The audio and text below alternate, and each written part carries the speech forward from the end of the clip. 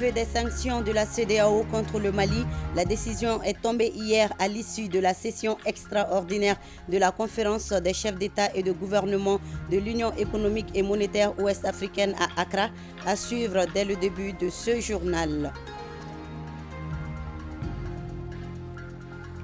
Et à quelques jours de la fête de Tabaski, le festival Carrefour Tabaski vous ouvre ses portes au Palais de la Culture de Bamako depuis vendredi dernier et pour 17 jours, plusieurs activités vous attendent, notamment des foires, expositions et des concerts géants. Lundi 4 juillet. Madame, Monsieur, bonjour et bienvenue dans le 13h de ORTM1. La levée des sanctions imposées au Mali, le fruit d'un intense travail diplomatique sous le leadership des plus hautes autorités de la transition, une diplomatie de crise s'est mise en branle. Objectif, changer la lecture jugée erronée de certains partenaires sur la situation au Mali. C'est ainsi que des délégations conduites par le ministre des Affaires étrangères ont sillonné plusieurs capitales de la sous-région et bien au-delà. Retour sur le travail diplomatique qui a abouti aujourd'hui à la levée des sanctions avec Yaya Kounati. C'est un projet de chronogramme qui a mis le feu aux poudres. Alors que la transition était censée s'achever initialement en février dernier, les autorités maliennes, dans la foulée des assises nationales de la refondation, soumettent à la CEDEAO un chronogramme sur une durée de 5 ans. Inacceptable pour les chefs d'État de la sous-région qui décident de sortir l'artillerie lourde contre le Mali à l'occasion du sommet du 9 janvier. Fermeture des frontières, suspension des échanges commerciaux, mais aussi gel des avoirs du Mali à la Banque centrale, des sanctions d'une rare violence que Bamako qualifiera d'illégale et illégitime tout en annonçant des mesures de réciprocité. Le gouvernement du Mali condamne énergiquement ces sanctions illégales et illégitimes prises à la fois par l'UEMOA et la CEDEAO, organisation pourtant fondée sur la solidarité et l'idéal panafricain. Le gouvernement du Mali déplore le caractère inhumain de ces mesures qui viennent affecter les populations déjà durement éprouvées par la crise sécuritaire et la crise sanitaire, notamment celle de la Covid-19. La crise est donc ouverte avec l'organisation sous-régionale, même si le Mali le reconnaît déjà, dans l'immédiat, une querelle avec les voisins ne saurait perdurer. La CEDEAO, je l'ai dit, nous considérons jusqu'à aujourd'hui, c'est l'état d'esprit du président et de nous-mêmes et de tout le gouvernement. Ce qui s'est passé entre nous et la CEDEAO, c'est une brouille entre des frères. Nous allons nous retrouver. La CEDEAO ne peut pas laisser le Mali tomber. Malgré le fossé qui séparait les positions des deux parties, le dialogue est donc maintenu. La diplomatie malienne fait preuve de fermeté pour affirmer la souveraineté du Mali, mais aussi d'entre-gens pour sauvegarder ses liens avec ses voisins et favoriser une levée rapide de l'embargo. Un comité d'experts maliens et de la communauté internationale est mis en place pour passer en revue le chronogramme électoral. Le médiateur de la CEDEAO, Goodluck Jonathan, a quant à lui continué la navette entre Bamako et Accra pour trouver les voies et moyens de rapprocher les positions des parties. You know, from the last time my team visited as a mediator. Les visites en tant que médiateur se sont poursuivies et une autre s'est tenue aujourd'hui. Même à Accra, une autre rencontre s'est également tenue. Et le sujet abordé, c'est le Mali. Le Mali est la question débattue par les chefs d'État.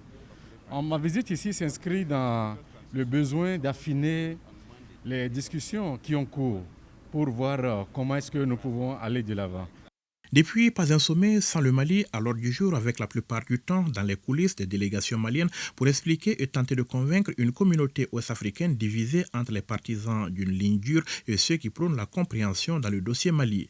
La diplomatie malienne multipliera ainsi les visites auprès des uns et des autres dans la sous-région et bien au-delà à la recherche de soutien. Un exercice qui se prolongera au niveau des forats et autres conférences internationales avec comme objectif de favoriser une autre lecture de la situation du Mali par les partenaires. Diplomatie de crise donc sous la houlette de son chef suprême, le colonel Assimi Goïta, qui à son tour reçoit, appelle, consulte, donne le ton. C'est ainsi que le 4 mai dernier, le chef de l'État sollicite le président togolais, déjà très impliqué dans le dossier malien, pour faciliter le dialogue avec l'ensemble de la communauté internationale en vue de trouver un compromis pour une sortie de crise. Nous sommes ici aujourd'hui dans un contexte particulier dans lequel nous voudrions pouvoir encourager ces efforts que le Togo continue à déployer et que le Togo puisse aussi faciliter le dialogue avec les autres pays voisins avec l'ensemble des États de la communauté économique des États de l'Afrique de l'Ouest, CEDEAO, avec l'UEMOA, avec l'ensemble de la communauté internationale pour faire en sorte que notre région puisse sortir grandie de cette situation. Un rôle que Faure Gnassingbé endosse volontiers. On disait d'ailleurs les deux parties proches d'un compromis à la veille du précédent sommet de la CEDEAO tenu le 4 juin dernier. Mais les nouvelles n'ont pas été celles que les Maliens attendaient, l'organisation demandant plus de détails sur le chronogramme et la mise en place d'un mécanisme conjoint de suivi. Depuis, Bamako a multiplié les gestes de bonne foi, du décret fixant la durée de la transition à la publication du chronogramme des élections, en passant par le vote et la promulgation de la loi électorale, la mise en place d'une commission chargée de la rédaction d'une nouvelle constitution. Le Mali aura mis les bouchées doubles ces derniers temps pour convaincre les plus sceptiques que le retour à l'ordre constitutionnel tant attendu n'est pas un leurre, mais une réalité envisageable dans les délais désormais prescrits. De quoi calmer sans doute la colère des partisans de la ligne dure à Accra. Après 6 mois d'embargo, donc, les sanctions contre le Mali sont levées depuis hier à l'issue de la conférence des chefs d'État et de gouvernement de l'Union économique et monétaire ouest-africaine à Accra.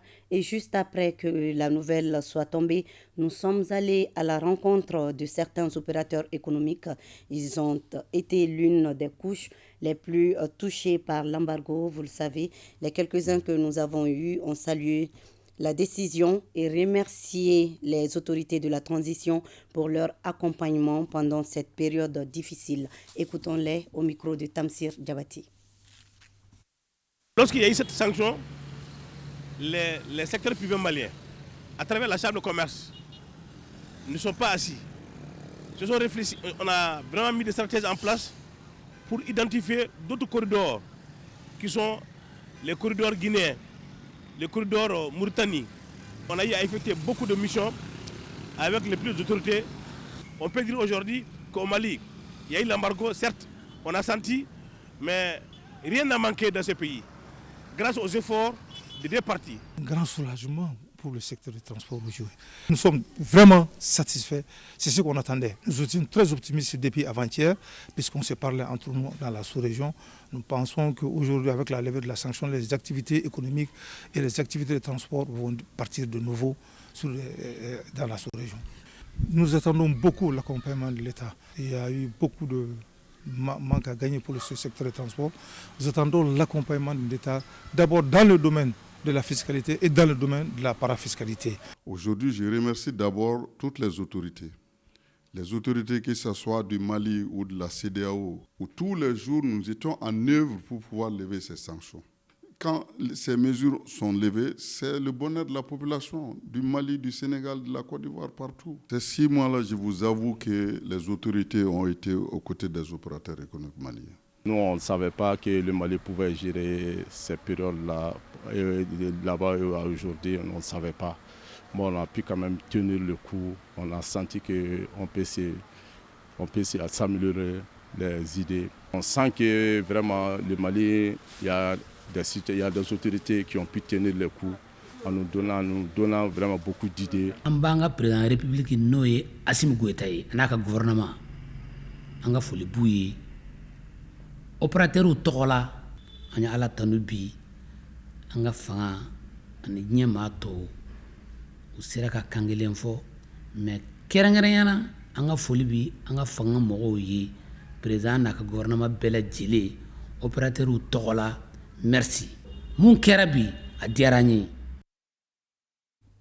Le Centre Carter vient de publier son rapport périodique sur l'accord pour la paix et la réconciliation au Mali issu du processus d'Alger. Ce rapport concerne la période de septembre 2021 à juin 2022 et il en ressort que durant près d'une année, il n'y a pas eu d'avancée significative dans sa mise en œuvre. Compte rendu Valentin Roger Diallo. Cela fait 7 ans que l'accord pour la paix et la réconciliation au Mali, issu du processus d'Alger, a été signé. Le Centre Carter, observateur indépendant, publie périodiquement des rapports pour sa mise en œuvre. Dans son rapport concernant la période de septembre 2021 à juin 2022, le Centre rapporte qu'aucune avancée significative n'a été constatée depuis près d'1 an. Vous savez, le dernier CSA, qui est le comité de suivi de la mise en œuvre de l'accord, le dernier s'est réuni en octobre 2021. À un moment donné, il y a une brouille entre les parties sur la question du cadre stratégique permanent. Il y a eu d'autres bruits sur d'autres points. Mais la relecture est un peu en toile de fond. Le Mali est aujourd'hui dans un processus de refondation de l'État. Le Centre Carter invite donc les parties prenantes à saisir cette opportunité pour une mise en œuvre effective de l'accord. Nous sommes à une période, un tournant pour le Mali. Ce qui est déterminant pour les partis, c'est de reprendre ce qu'ils étaient en train de faire, mais c'est de se concentrer sur le fait qu'ils profitent de ce tournant pour résoudre vraiment les problèmes, pour que la révision des institutions les aide. Notons que c'est en fin 2017 que le Centre Carter a été désigné comme observateur indépendant de l'accord pour la paix et la réconciliation au Mali issu du processus d'Alger. De ce fait, son rôle consiste à identifier de manière impartiale les blocages dans le processus de mise en œuvre. Le 16 juin, c'était la journée de l'enfant africain. Dans la mouvance de cette célébration, la Coordination nationale pour la promotion des jeunes et des enfants communicateurs APIJEC a organisé un panel intergénérationnel autour de la thématique élimination des pratiques néfastes affectant les enfants, cas du mariage précoce, enjeux et défis au Mali. Reportage Boubacar Kanouté. Des enfants ont été assassinés à Soweto par le régime d'apartheid en 1976.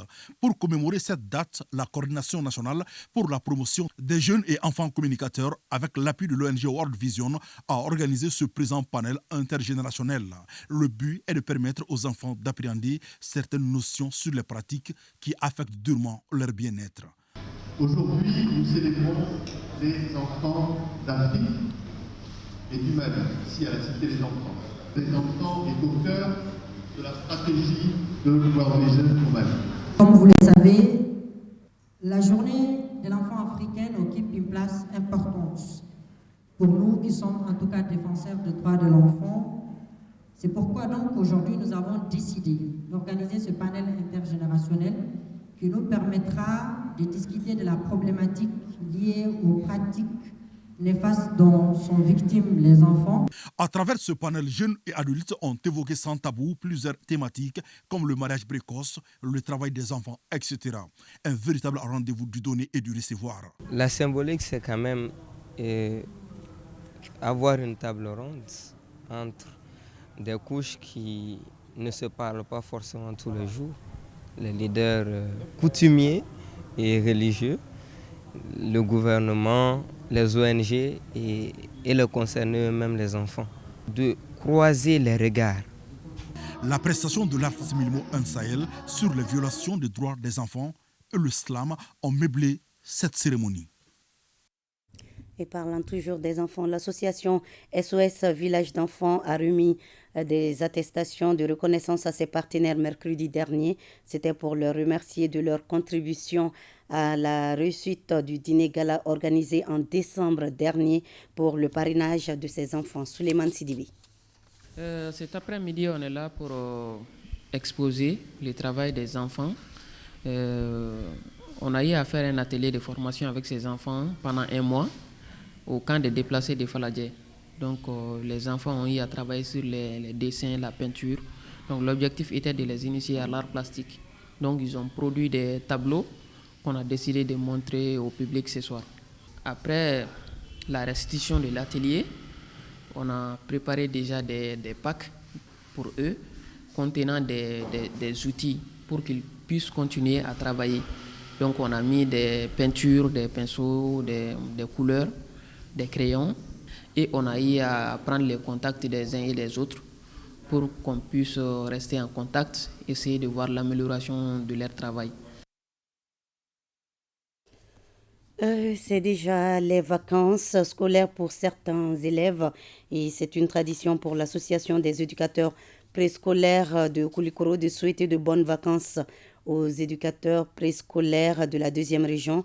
Elle a du coup organisé mercredi dernier la 7e édition des festivités de clôture de l'année scolaire 2021-2022 au jardin d'enfants communautaire Mariam Demba de Kolobougou. Compte rendu Atoumata Sari. Ces festivités marquent la fin de l'année scolaire dans les écoles préscolaires de Koulikoro. L'Association des éducateurs préscolaires de Koulikoro a mis à profit cette journée pour présenter les bilans des activités réalisées au cours de l'année scolaire qui vient de s'achever. Une année scolaire bien remplie selon la présidente de l'association. Cette fête est organisée pour la cohésion sociale, fraternelle et l'unité.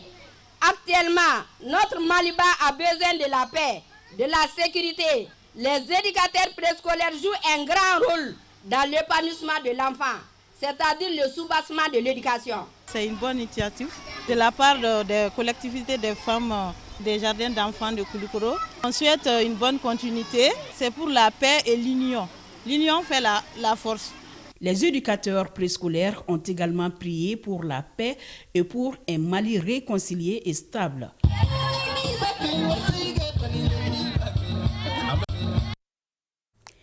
La 8e édition du festival Carrefour Tabaski a ouvert ses portes au Palais de la Culture de Bamako. Durant 17 jours, plusieurs activités sont au menu, dont des foires, expositions, des défilés de mode et des concerts géants. Reportage Souleymane Sidibé.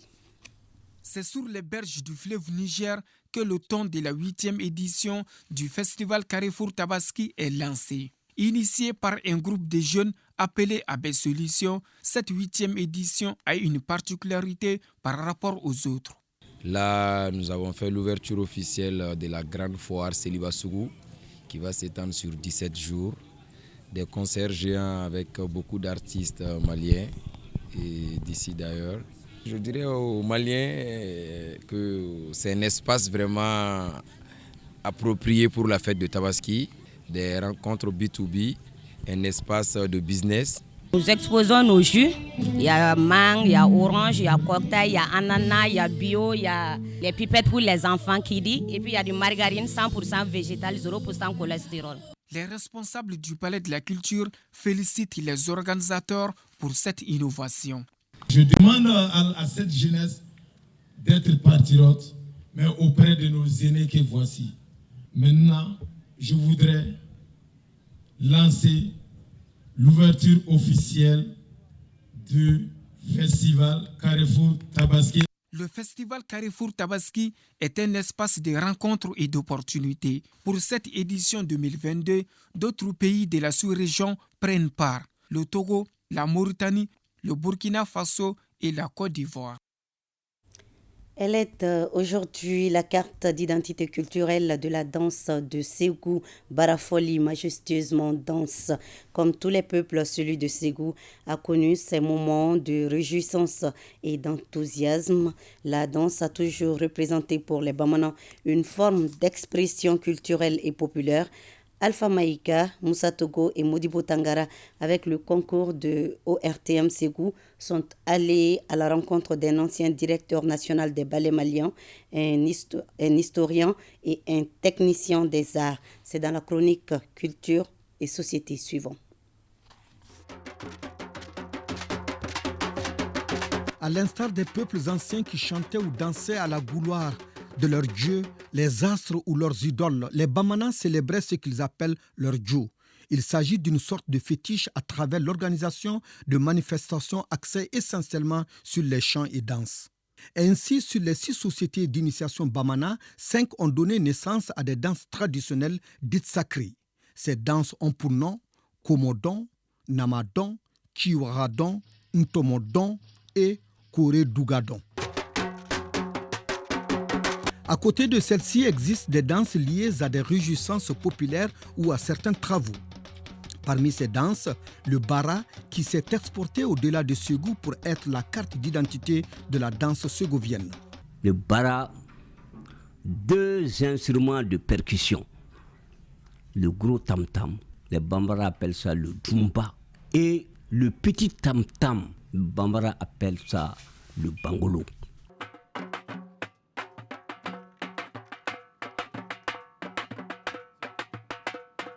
Le Ségovien trouve tout dans le rythme bara. Hein? Ça fait penser à nos aïeux, à nos arrière-parents. Le bara est une danse très majestueuse Le bara, c'est le folklore bambara. Mais quand on parle du bara, le baradjan, c'est la terme consacré. Il y a le baradjan, il y a le bara Tibarani, qui est de Kolokani. C'est une danse qui a fait ses prouesses à Ségou, ses valeurs à Ségou. Une des formes d'expression vieille même du milieu bambara de Ségou. Il y a le Beledou. Originaire du Karta et introduite dans la région de Ségou au temps de Biton Mamari Koulibaly, nous étions au XVIIIe siècle. Le Barafoli était organisé traditionnellement la veille des grands combats. Les chefs de guerre, munis de leurs fusils, se présentaient au milieu de la place et exécutaient des gestes qui sont ceux d'un combattant sur le champ de bataille. Ils levaient leurs armes en l'air, visaient une cible imaginaire et tiraient. Un peu à la manière de nos chasseurs actuels lors des grandes cérémonies de réjouissance.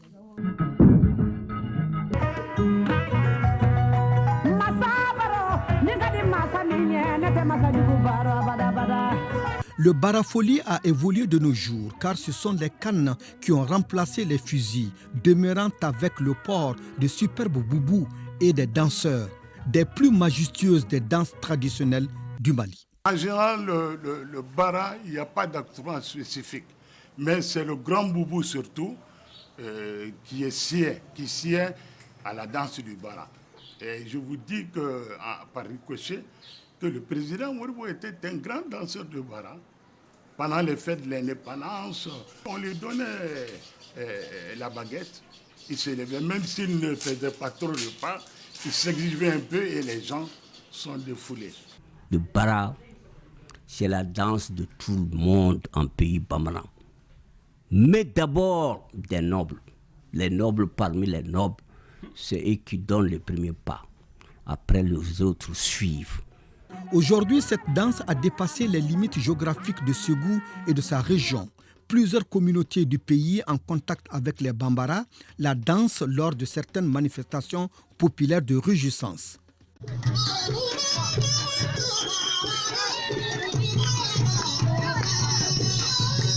Les messages d'union, de paix, de sauvegarde, d'information, de communication et d'éducation. Les messages de Taraboire lancent beaucoup de messages sur la société. Et quand ils disent Sanou Negani, Wari Negani, Mabit Leke Ma Kenente Dien d'abord. Ensuite, elle a une autre chanson qui fait la valeur des hommes du Kala qui ont fait des prouesses. En clair, la danse a toujours représenté pour le Bamana une forme d'expression rituelle et populaire. Le proverbe Bamana qui dit que Donke Balia, Kafissa, Donkolo, Keye. Autrement dit, ne pas du tout danser vaut mieux que danser mal. Simplement pour affirmer que le peuple Bambara s'est bien recréé et s'est bien exprimé par la danse.